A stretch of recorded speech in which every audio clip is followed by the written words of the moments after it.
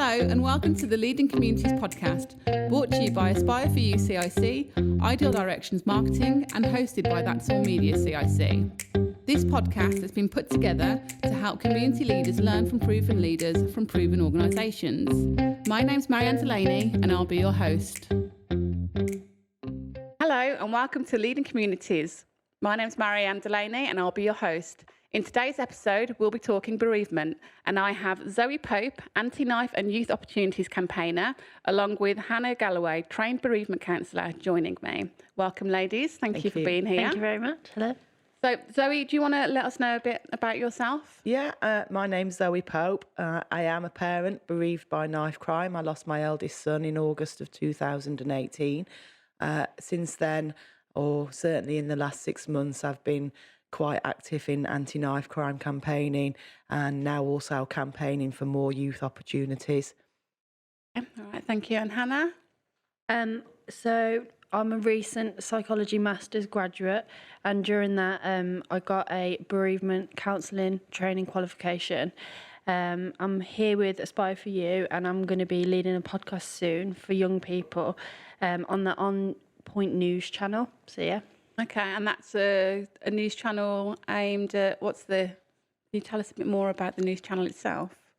So the news channel is a positive platform to be discussing all the like present news. Okay, so just letting people know about what's going on in the local community. Yep. Okay, brilliant. All right, so there's two different types of, stances on what's happening. We have a few questions that I'm going to start with. So question one, where do you start when you start campaigning through bereavement, Zoe? I think that's individual to each and every person. I think when you're affected, when certainly you have a loved one die through knife crime, not necessarily every parent's going to pick up the campaigning baton. I think that it's dependent on the person that you are. For me personally, I just wanted something positive to come from my son's death, almost a reason for him dying so that he didn't die in vain. So my own journey is personal to that. And I just very much feel that if I can help provide more youth opportunities to stop young people picking up a knife in the first place, I can stop other parents from being me. And I suppose that's the goal, is to stop other parents being me and suffering my experiences. Okay. So Courtney died just over 18 months ago, is it? And can you tell us the circumstances of what happened? Yeah, for sure. He was living in Southampton with his girlfriend, and he went to visit a friend at a flat. Unbeknown to him, visiting the flat opposite were two brothers who were drug addicts. And they saw him enter the flat and decided that they was going to rob him when he came out, and which they did. He walked out of the flat and they attacked him immediately for his bag. He refused to hand his bag over, so the older brother then stabbed him and he effectively died at the scene. That's horrendous. And obviously, I'm sorry to hear about that. So how, on news of what happened, obviously, you rushed to the hospital and were told devastating news. Yeah. And after that kind of series of events, what led you to begin campaigning? It's quite difficult, really. I suppose I was in a pretty crap place for about a year, and when the anniversary came round of his passing, and my daughter said to me, Mum, it's been a year now. You really need to try and start living again. And then I was approached by two ladies who set up Croydon Says Now, who wanted to do a nationwide campaign, and asked myself and another lady, Rachel Warren, if we'd do an event in Birmingham, which we then did. And it kind of gave me another focus. And I suppose a way not only to try and come to terms with the events in my own life, but the need to satisfy the need in myself to try and stop this happening again and again and again. Although we are seeing it happen every day. Somewhere in the UK, somebody's stabbed almost on a daily basis now. But just to try and inspire communities to start working against it. I think the change can only come from us as a society. And if we as adults can start creating a force for change, hopefully the young people will follow suit. And obviously this, because it was such a, a personal experience, what were you doing before this happened? I was self-employed. I was running a successful children's party hire business. Generally just living quite a nice life, really, just enjoying my kids, enjoying my career, working. And then when Courtney died, just everything stood still, I suppose. I cancelled all the bookings in my diary, gave up my business, didn't work for a year. You see the emotional effects on the rest of the family. My daughter, for sure, has been in a pretty dire place since a brother passed. And that's what these young people, they don't understand the ripple effect that this kind of event has on a family, or the situations and circumstances it can lead a family into when you can't work because you're in so much physical pain from grief. Yeah. I was very lucky in that I've got a very supportive husband who picked up the reins for everything in the house and paid the mortgage and paid all the bills. And I consider myself very lucky that I had that support, because there's parents out there that have got no support and have got no option but to return to work 2 weeks after such a tragic event in their lives. I couldn't have ever imagined what it would have been like for me if I would have been in that situation where I had to return to work before I had chance to grieve properly. Yeah. I think there's a lot more support needs to be in place for people who suffer from this kind of bereavement, and the support needs to be straight away on day one, not 12 months later or 18 months later. That support needs to be there. And sometimes we need to consider if they need financial support as well, because through speaking to other bereaved parents, not only do you lose your child, but you're then faced with a ginormous funeral bill. And when you're in the realms of grief and unable to work, and then you get presented with one bill after another that's all connected to your loved one dying, I think it's quite compounding for a person who's in that position to deal with so many external factors as well. Yeah, that honestly, I mean, I obviously haven't gone through this experience, but it sounds horrendously debilitating. Yeah. And Hannah, obviously you were a bereavement counsellor. Can you explain like the effects and what people go through psychologically? So when people do go through bereavement, it's such like a complex, long thing that happens.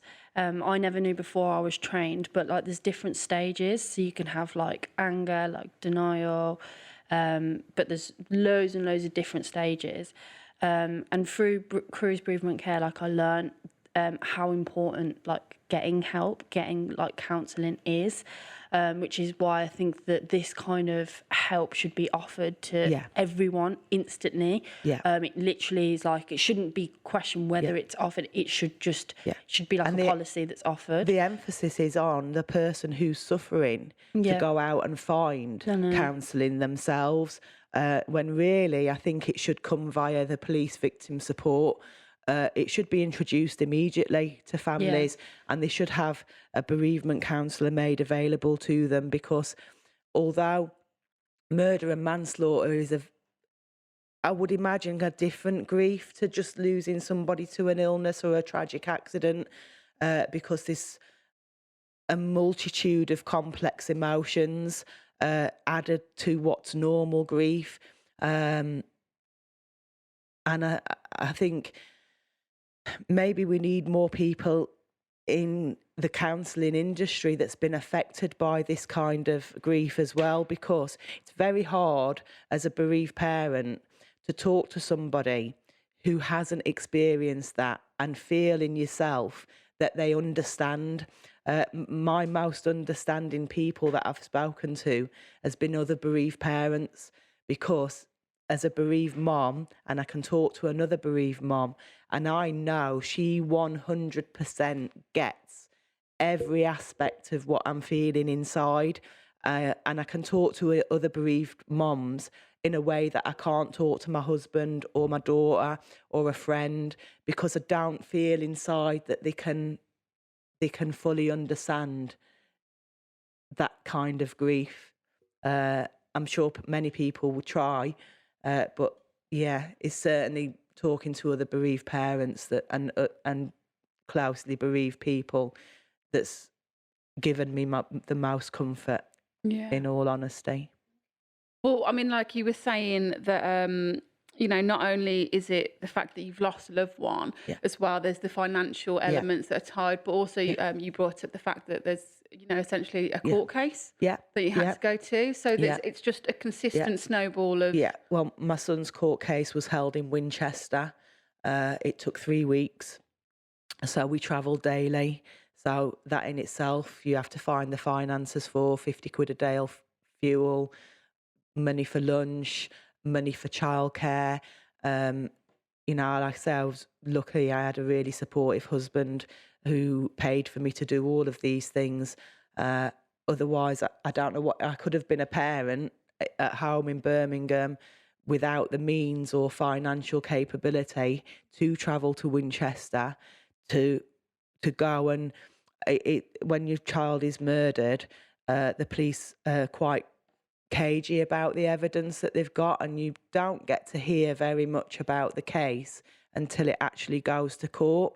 And when your case goes to court, that is your real first opportunity to know all the facts and to know the full story as what the police have got in evidence. So without the ability to go to the trial, I think you would be left very, very frustrated. Yeah. And questioning the events for the rest of your life. So I think that the ability to go to the trial should be made available to all parents without them having to self-finance that. That should come from the authorities. If your child dies, I think you have got every right. It's a human right to attend the trial and listen to the events and the evidence. And unfortunately, I would guess for some parents that doesn't happen purely down to financial reasons. Yeah. It does seem horrendous. It's horrendous that that's not an option, to be honest. And I think, I couldn't even fathom struggling with that. And I can't even understand how, like as you say, you were in a fortunate position.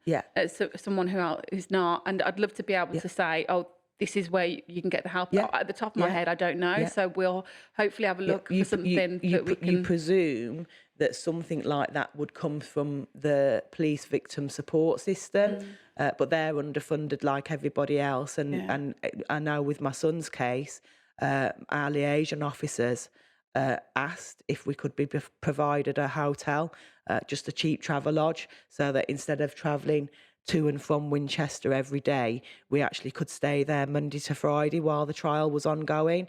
And that was turned down, that request, which the police liaison officers put in. So I guess it's turned down for a lot of families, not just ours. Like I say, I was just fortunate enough that my husband financed me travelling every day to Winchester and back, and took the reins of childcare and everything up while I did so, because he understood that my need was to know what happened to my son. And I really couldn't imagine, if I didn't have that support, how I would have got to Winchester and back every day. I would have slept in my car or done anything possible to attend the trial, because that need inside yourself, it needs to be satisfied. You have the right as a parent to know what happened to your child, or if you're a wife of a husband that's died, or vice versa. I think you've got, as a close personal relative to that person who's been murdered, it's not their fault that they've died. It's not your fault you've got to attend a trial, and you're dealing with all your grief. You may even be dealing, as in our case, my son died on the 25th of August 2018. they actually removed his brain for forensics, specialist forensics, and they sent his brain away, which took 6 months. So his body was released back to us just as the trial was starting. So we had the trial, we had the release of his body, we had a funeral to arrange.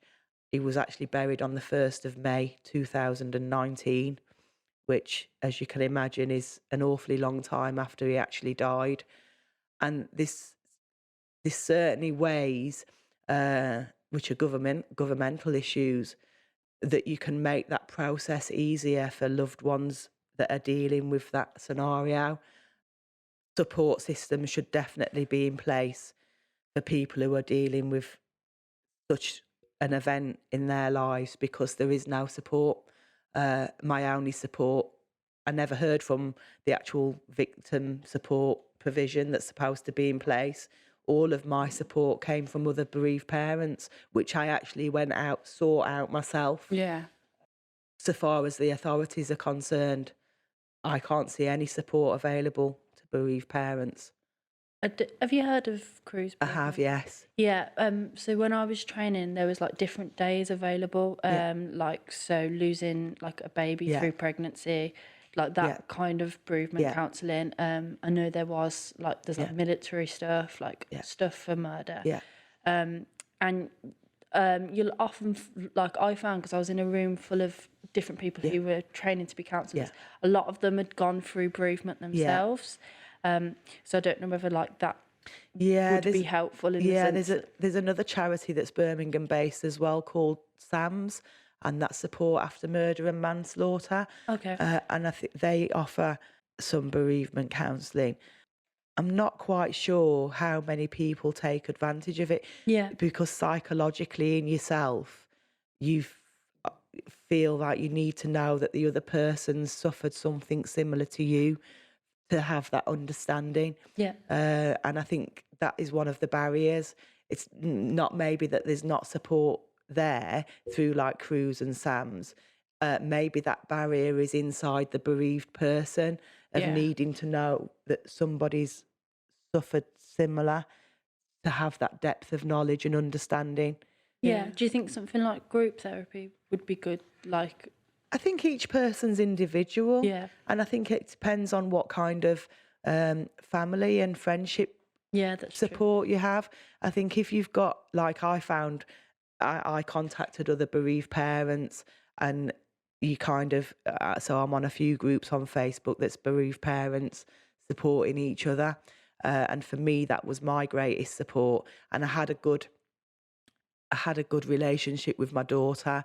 So we kind of support each other, and my husband supported me financially. So I didn't really such need to go to an external support group. But for somebody, if they're not in that position and they've got very little in their own lives as a support, then they would need or be in more need of bereavement counselling. Yeah. If that makes sense.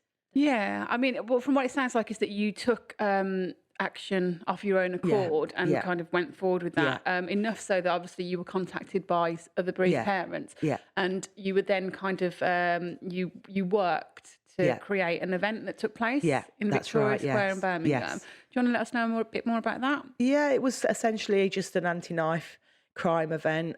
We had a stage and a few performers, a few talented youth, a few motivational speakers. And really it was just an appeal to the community of Birmingham, to all communities, to start interacting and communicating with each other in a way that we can find answers and solutions to what's happening within our young people societies, definitely. So yeah, the whole event really was just to sort of publicise the fact that we're here, we're Birmingham Says No, we're here fighting against knife crime, to support youth groups, to try and provide more youth opportunities, and to generally to try and get communities working within themselves to tackle this as well. Yeah. So how was the process for you? So from being, contacted and asked, and obviously that was a year after, was it? And then from there, it's kind of you've moved. Yeah, your emotions gone on to do other things. To do other things. Yeah. From the event, our main our main audience at the event, I suppose, was other bereaved or affected people. We did hope to attract more young people, but coming away from the event, I kind of got the feeling that events are great for publicity, but you kind of the people that you attract, your audience, is generally people that have already been affected by knife crime or violent crime, and that maybe the audience that you're trying to aim yourself at isn't the audience that you actually attract. So I came away from the event a little despondent that the event maybe hadn't attracted the people that you wanted it to, but it also gave me reason to explore in myself what other things can you do, what can you do to reach the affected youth. And it led me on to doing a minor youth work qualification and starting to mix within community youth centres, and through that realising that the best work and the most optimal way to reach disengaged young people is through grassroots level youth work, and through the youth workers that have already got established relationships in communities. They're the ones that's on the ground. They've got already established relationships with the kids in their areas. They're already providing opportunities and activities, and that's where the biggest impact is to be made. The more we can finance grassroots youth work, and the more opportunities we can push out to them to push out into their young people in their communities, is the biggest difference that we're going to make. Yeah, so those are the lessons that you've learned, essentially. Yes, most definitely. And the impact of that is we just need to get into more areas where, you're trying to engage the right type of, individual. Yes. So that's worked for you in terms of school routes. So you've basically...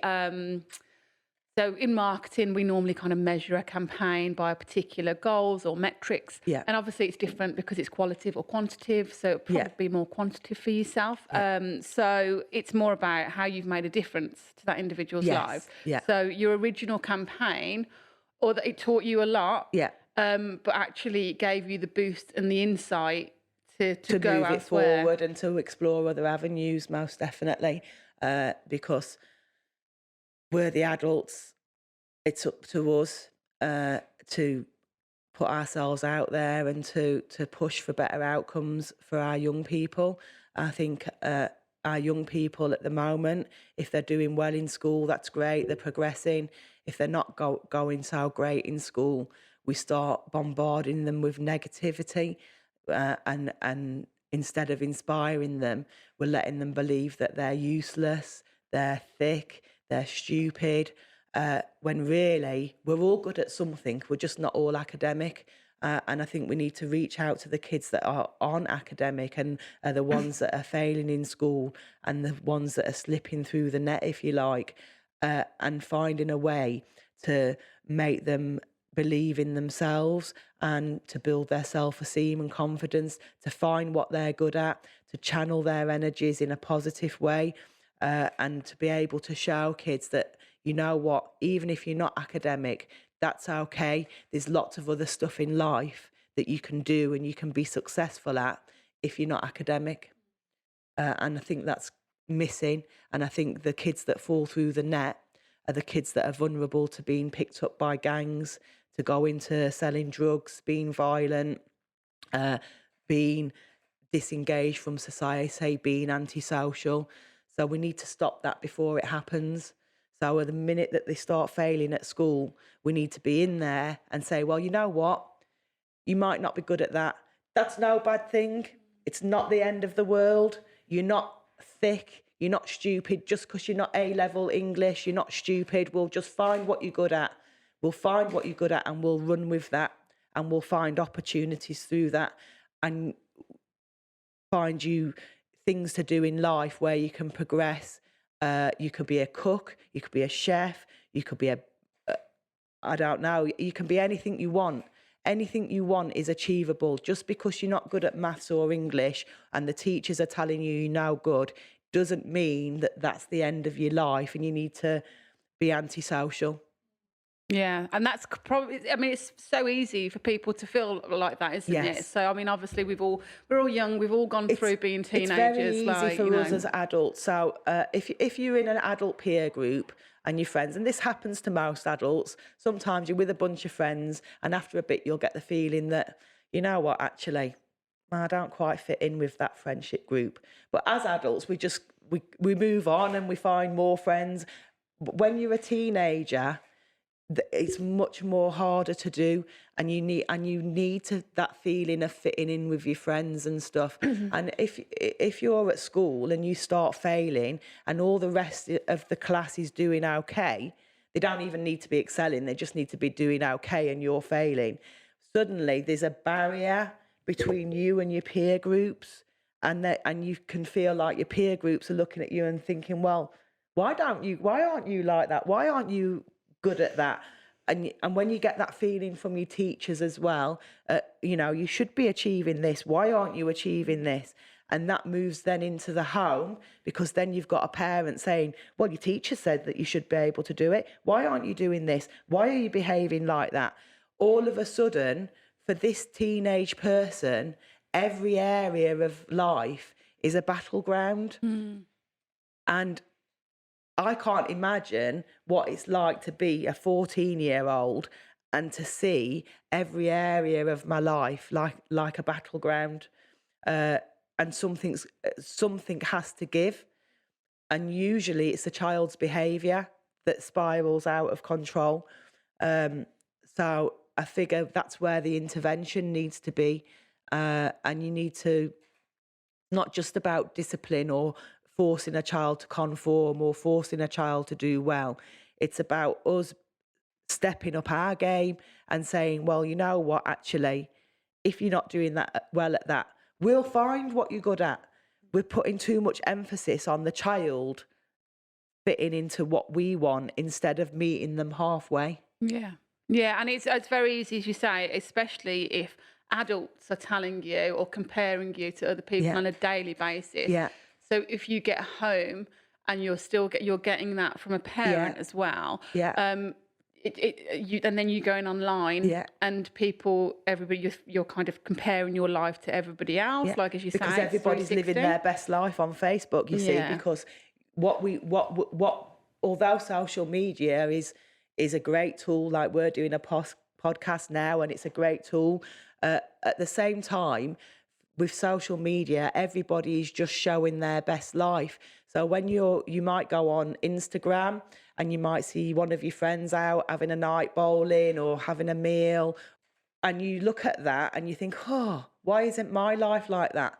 But what that photograph isn't showing you is that maybe for 2 nights that week, that family's had beans on toast to be able to afford to go out to the cinema that night. Yeah. Social media doesn't show you the backstory, and it doesn't show you that for every good thing we have, we sometimes make sacrifices for that. So we're through social media and through everybody showing their best life, we're giving our children and our young people unreal expectations of what to expect from their own life. And we're kind of giving them the impression that, you know what, to succeed, you have to be living this best life every single day, 24 hours a day. It always has to be your best life. Yeah. The reality is life isn't that. And life isn't that. We work hard, we treat ourselves occasionally if we've got a little bit extra, but life isn't actually living your best life every day on Facebook. And that perception we need to change for our young people. We need to realise that they need to see hardships as well as brilliant stuff, because life is up and down, and to be successful as a human being, you need to be able to look at a hurdle in life and think of ways to overcome it. And we're taken away by just showing our best life all the time. We're slightly taking that ability away. Yeah.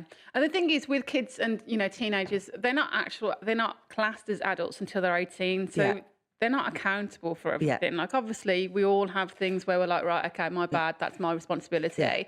But I know as an adult and as a parent, I mean, you've been doing work with parents as well. Yeah. What kind of sessions or conversations do you have with parents that can help?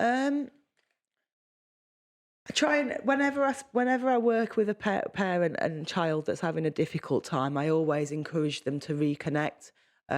My best suggestion to parents when you're having a slightly troubled relationship with a child is to take one night a week and make that one night a week something where you do something together and spend quality time.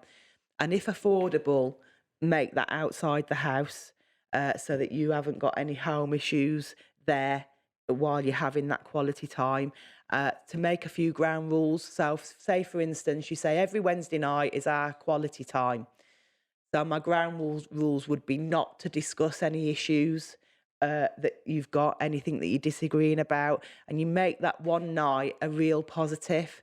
So even if sometimes through the week things might be a little bit fraught or you might have disagreements, you can fall back on that one night that's always going to be a positive and always going to be a positive quality time for parent and child or carer and child. So that you can balance out. So even though not everything through the week might be positive, and you might have a few negatives if you've got issues going on, but at least that one day or one evening a week is a positive and a time to connect and to tell each other if you love each other and the things that get forgotten about when you're having angry moments. So yeah, it's bridge building and trying to open up ways of communicating without arguing. So when I'm with a young person, I'll kind of explain to them how you get a better result from less confrontational discussions. So if you can keep calm and you can put your points of view forward in a calm and rational manner without an explosion, that the person that you're actually trying to get through to will take on board the points way more than if they're said in anger or just thrown out in an angry conversation. And the same with the parent as well. And because sometimes it's just a case of taking a step back and having a few deep breaths and then saying, right, instead of just going, actually, you know what? This is what I think. This is why I think it. These are the options. These are the alternatives. What do you think about it? It's a way of opening up a two-way discussion rather than just two people screaming their points at each other. Yeah, I mean, it's very hard. Sorry, did you want to? No, I was going to say that is like such an amazing idea. Like, I haven't heard of that specifically, but when you're a kid, have you heard about attachment styles and stuff? A little bit, not any. I've not looked at anything. Yeah. Too much. So like there's secure, which is like forming healthy relationships with other people. Yeah. Insecure avoidant, which is where like you avoid relationships and get your satisfaction from other things. Yeah. And then insecure ambivalent, where you like push pull, I want something but I can't have it. Yeah. If like a parent did that every single week, if there were still problems at home, you'd have a much better chance at securing a healthy attachment style when you're older, just from that once a week. Yeah. And I think like purely by doing that in itself could avoid knife crime, in the sense that if somebody has a healthier attachment style, they're going to resort to better coping mechanisms and going to be less likely to feel satisfied by being in a gang. So that in itself is an amazing idea. A lot of kids that become embroiled in gang life, that begins from a point of feeling misunderstood. And if you can, as a parent, keep that one quality night a week going, it gives you a chance to when you're having fun, you can communicate and talk about lots of other subjects while you're having fun. So the idea is that you conversate without it becoming confrontational. And then you start to understand different points of view, and you maybe start to look at maybe something that was like, I want that. Maybe then you look at it and think, oh, well, you know what, actually, I need to do this and that to deserve that. Or, you know, and I always try and instill in young people that I talk to, if you can speak to an adult in a non-confrontational, non-aggressive way, they will actually listen to your point of view. But the minute it becomes confrontational or aggressive, the point goes out of the window and it just becomes an argument. And you get no positive outcome from it. So, but at least if you can learn to sit and discuss things rationally, you might not get the outcome that you want, and that's life. But sometimes you will, just because you've managed to put your point forward in a concise and confident and explanatory way. Yeah, definitely. And I think as well, it would be so nurturing for the child, in the sense that if a child's only learnt that they're going to get something from confrontation, how much more likely they're going to be to get involved in knife crime when they're older, because that confrontation will get where they need to be. We also have a fear factor as well now, because knife crime is quite prevalent. It's in the papers every day, it's on the news, it's on Facebook every day. So we've got a fear factor that some children are actually picking up a knife for self-protection, or what they see as self-protection. So we need our kids to be more informed and to know that quite often you can carry a knife for self-protection, and then that knife can actually be took from you and used against you. It's just a matter of having intelligent conversations and giving your kids credit for the intelligence that they actually have. They understand far more than what we think they do. And as parents, we're not dictators. It's quite all right to be a friend, to be your child's friend. You do have to make the decisions as a parent, but you can explain that to a child and they'll take it on board. So you can sit down with a child and you can say, well, you know, I know you want this. You can't have it for this week because you've maybe not done your chores or been the best behaved. But if you do this, this and this next week, we'll see if we can work on it. Just communication. A lot of this issue that we have with our children is communication. And I think the fault lies with probably my generation, because technology's come along and all of a sudden you've got parents that are engrossed in their phones, they're engrossed in the internet, and the child is effectively just there like a pet. And we actually need to take on board as adults that it's our job. It's not the child's job to develop themselves. It's our job to develop our children. Yeah. Well, actually, and I know this sounds really off point and strange, but you kind of brought up a thought in my mind about how, you know, parents can, a tablet babysits their child rather than, you know, like their parent going out. You know, weather can put people off, but going out in all sorts of weather, I think, is really healthy for kids. It makes them resilient, it builds them up. But one of the things that I heard was a grammar school was saying that kids shouldn't be reading books anymore. And it's they should be reading it from tablets. Or no, not using notebooks to write. Whereas I think that's a totally different creative way of using your brain. And it is scary. Although as a marketeer, I feel that social media can be beautiful in ways that we can make connections and, you know, spread joy and messages. There is a dark side to it. But there is a responsibility of parents. I do it with my daughter. Sometimes I'm not getting my phone, and you know, I have to put it down. Like after when she's home. Sometimes you have to check yourself as we all do it, because social media is quite compelling. You see something that's interesting, and you think, "Oh, I'm looking at that." But for myself at home, I try and make sure that me and my son have got an hour or two a day where I actually put my phone down. And we read a book, or we play, or we watch TV together. Luckily, I've got a horse, so my lifestyle is quite outdoors anyway. So my son spends lots of outdoor time. He is allowed a little bit of YouTube on his dad's phone at the weekend. And I think as he gets older and he develops into teenage years, and he gets to an age where he wants his own phone, I think I'll definitely be that parent that says, you know what, 9 o'clock at night, you hand your phone in and you get it back the next morning. Because I think everything within a balance. And I think if your child's doing a certain amount of activities, outdoor, indoor, football, sport, music, you can balance that out and you can allow them to have techno time. But it definitely should be a balance.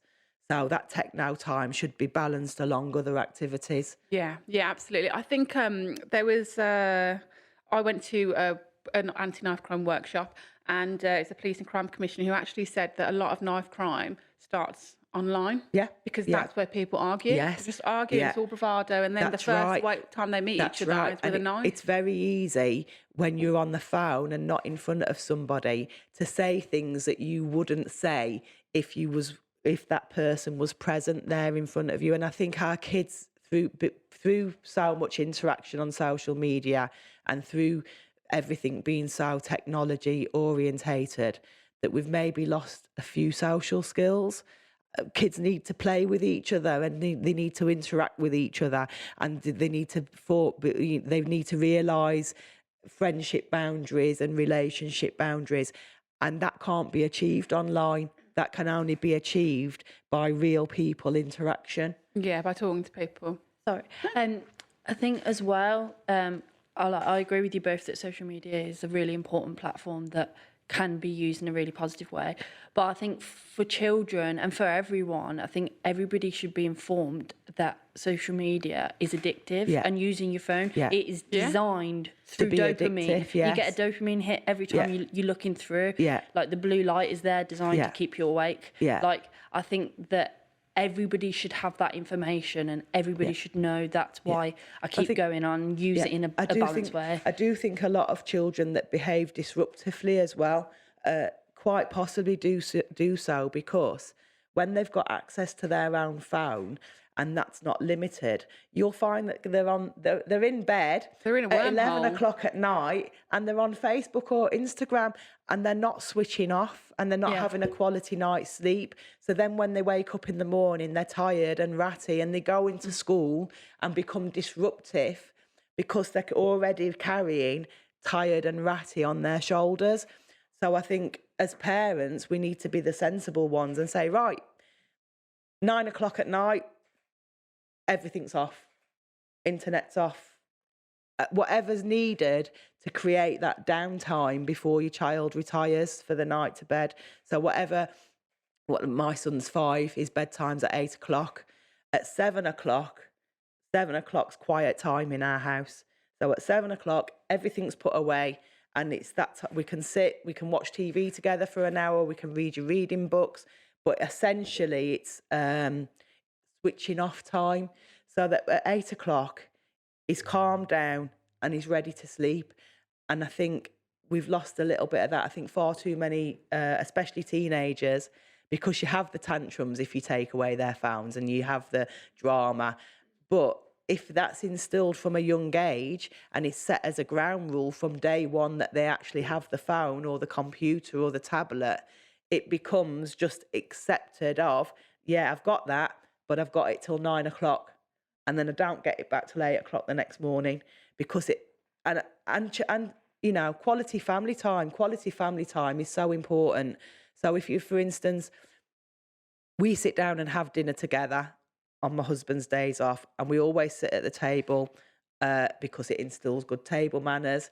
That's not to say that on days when we're just in and out of the house, sometimes we have a TV dinner, but if we're all there, we all sit at the table, we eat together, and the phones are put away. There's no technology at the dining table, and that gives us a chance to talk and communicate to each other, because years ago, that's how things was in families. You came home from work, school, you had dinner together. There wasn't technology, there wasn't the option of going on a computer. So you would play a board game or read books or watch a bit of TV. So I think it's important that we still retain those times for quality family interaction.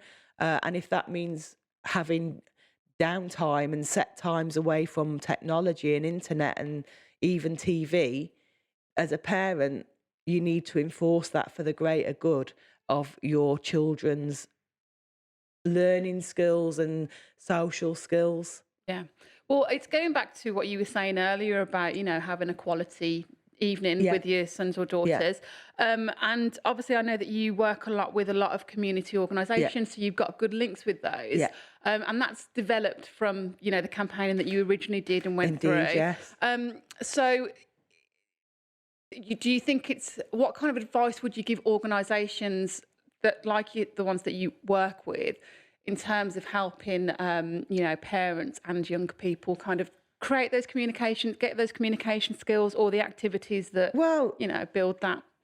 see, when I go to the Haven Community Project, and it's a really good little setup. They've got a house which is used for they run a women's group every Thursday morning, and they run various kind of support activities for parents. And then separate to the house, they've got like a pod, which is sort of like a youth club. That's where all the young people in the area go. And because they've got the two things going on, so they kind of know what the youth are up to, and they know what the. It's brilliant. It works really well. And the youth worker there, Simon, has a real good working relationship with all the people that's involved within that. And I think very much it is down to each community. The communities that are providing that are the ones that are really getting to the youth in their areas. I think we've got a big city in Birmingham, lots of different areas. Each area's got its own like little high street and stuff, and each gang's got its own postcode. And if no matter how hard you work, you're not going to get the young people that's involved in that gang in that area to come outside of that area to come to a youth project, because you're asking them to come into areas where they might have got ongoing issues with that area's gang. So I think that the best way to reach the young people is through the community centres that already exist in their areas, or by introducing new community youth groups into areas that haven't got them, and work with them within their own areas to disrupt the gang mentality, and then start introducing friendships from outside the areas once that is settled. I think, it's no good working with kids that are doing well and are going to prepare to travel out to you, because they're not the kids that's actually the ones that's going to be picking up a knife. You've got to reach out to the disengaged young people in society and to give them hope for a better future and more opportunities. Because it's okay saying to it, if you've got a child, I don't know, as an example, you've got a 14-year-old boy, his parents are out at work all the time, they're low-income earners. That child can't have the latest Nike tracksuit or the latest Nike trainers because it's not within that family's capabilities. And they're on the fringe of a gang lifestyle, and every day they're seeing that by selling drugs, you can buy that tracksuit, or you can buy those trainers, or you can have this. You have to be able to, it's no good saying to that 14-year-old, oh, don't sell drugs because it's really bad. That's not going to make a difference to that child's life. It's not going to stop him wanting those trainers or that tracksuit. If you can say to that child, look, that glamorous lifestyle has these outcomes, but we have got opportunities. You might not be able to buy the tracksuit in one day, but you can buy it in 1 month. You're giving them an alternative, and you're giving them hope for a better future. And if you can give them options that aren't illegal, where they can go on in life to have a career and to support a family when they have one of their own, you will sway that decision, because nobody wants to be illegal and commit crime. They just want to live. Yeah, absolutely. Brilliant. Wow. So it's kind of steps. It's not like it's not a short term. No, there's no thing. quick It's not going to fix. happen There's overnight. definitely not a quick fix. So for community organisations, I mean, as you've been saying, like it's best to kind of get into the hub, like they're the closest people to these individuals, and just kind of building programs that can nurture people over time, and not just young people, but their parents as well. So and literally that's what you've learned from your journey. And what are your next steps going forward? My next steps going forward is hopefully we've got a Music for All programme, which is starting on the first Wednesday in February. It's a free music programme. We welcome kids of all ages to come along. You can learn guitar, piano, and in a few weeks we'll be adding drums as well. And it's basically a confidence building class. So you get to learn a musical skill, But at the same time, it's confidence building, self-esteem, discussing ways that to communicate more effectively, discussing ways that you can overcome issues at school and stuff like that. Just general advice, really. Later on down the line, once we're a bit more experienced ourselves and we're running in more than one community centre, we'll probably start introducing some drugs awareness and alcohol awareness and parenting support groups. But at the moment, essentially, it's delivering the music programme to kids that aren't doing so well in school, or kids where parents are fearful, maybe through older siblings, that are trying to make sure that their younger child stays on the straight and narrow, and to provide a hobby.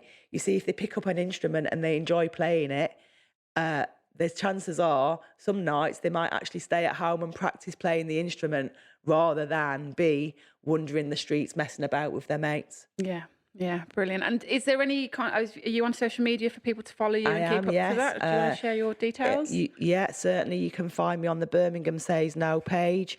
You can also, if you're a youth worker and work with young people, you can join the Youth Workers Umbrella West Midlands, which is a networking and opportunity sharing group for people who work with young people. So not for young people themselves, but for people who work within offering services to young people.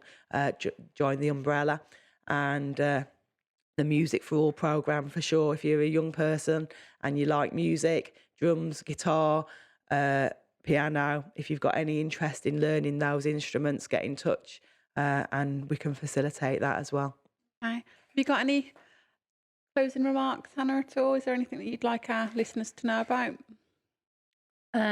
Just about using social media wisely and in a positive way and in a balanced way, like as you said, how important that is for development, but then also like what you said about like the free program for like music and stuff. That's like a way of like expressing yourself and also not doing it through a screen and like just basically spending less time on screens, more like communication. It's to encourage self-creativity, really, and to inspire kids to be creative, which then gives them a purpose in later life as well, which can prevent all of this stuff. Is really good stuff, but yeah, I think everything you're doing is amazing. Oh, thank you very much. Brilliant. Well, we can also keep up to date through the On Point news channel. You can come out and do an article on the Music for All programme. I genuinely would. I'd be lush. Brilliant. So we ask each guest at the end of the podcast if they're reading or watching anything that they'd like to share that's kind of inspiring to them or positive. I don't have time to read or watch. I'm too busy. Reading. PCC funding is about what I'm reading at the moment. Okay. A heavy read, I bet. Yeah. And yourself, Hannah? I'm like from Aspire for You. I'm actually finishing off the Chimp Paradox, which is really good for behaviourism and stuff. That's like amazing. As well on Netflix, there's some documentaries that are called Explained, and they're really informative. Like if you ever did want to just chill and watch a documentary, all of them, like there's some mind ones which are really, really, really good.